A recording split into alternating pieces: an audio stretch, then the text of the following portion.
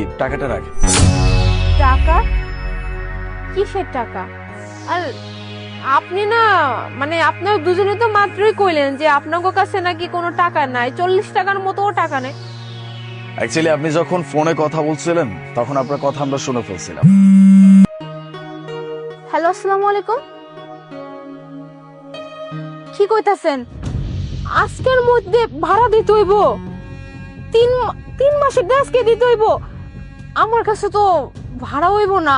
আপনি তো জানেন অনেক শীত পড়ছে, আর এই শীতের সময় কোনো কাস্টমার আহে না। আজকেও এই সকাল থেকে হোটেল খুললাম হয়েছি, এখন পর্যন্ত একটা কাস্টমারও আহে নাই। আমি আজকের মধ্যে কেমনে ভাড়া দেবো কোন? কি কইলেন? আজকে ভাড়া না দিলে আমার হোটেল ছাড়া দিতে হইব? দেখেন ভাই, আপনার কাছে আমি একটু সময় চাইতেছি। আমারে আমারে এক সপ্তাহ সময় দেন। এক সপ্তাহের মধ্যে আমি যেমন টাকা জোগাড় করে দেবো। আমার কাছে সত্যি টাকা নাই। আমার কোনো বেচা কিনা হইতাছে না গত 7 দিন যাবত ধরে। এই শীতের জন্য কেউ আইতাছে না, আপনি কেন বুঝতেছেন না?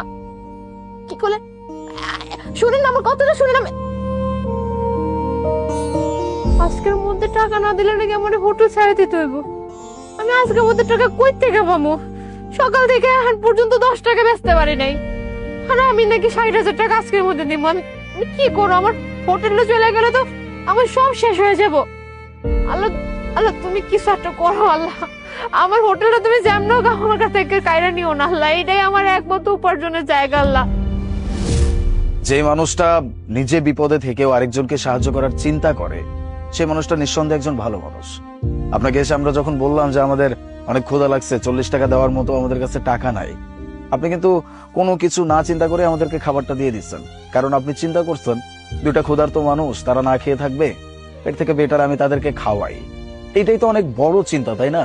এরকম চিন্তা কয়জন মানুষ করে বলেন? আর এরকম একজন মানুষকে যদি সাহায্য করতে পারি, তার যদি একটা উপকারে আমরা আসতে পারি, এটা আমাদের কাছে অনেক ভালো লাগবে। প্লিজ আর না করবেন না, এটা নিয়ে নিন।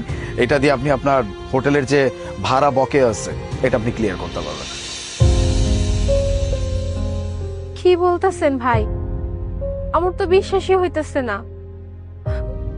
সত্যি ভাই, আমি আসলে অনেক বড় বিপদে পড়ছিলাম। ওই যে বললাম না, এই শীতের সময় এই হোটেলের ব্যবসাটা না একটু খারাপ যায়। বিশেষ করে যখন এই শীতটা বেশি নামে, কোনো কাস্টমার আইতে চায় না।